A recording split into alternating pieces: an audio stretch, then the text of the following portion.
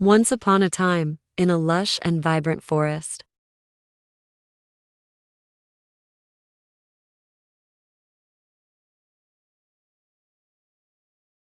In this magical forest lived a clever and curious crow.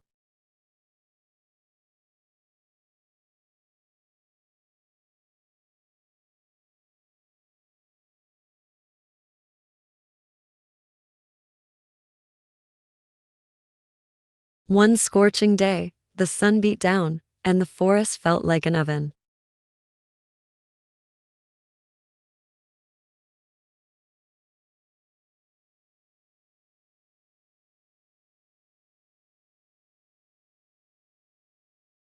The poor crow searched for water, but found only empty pitchers.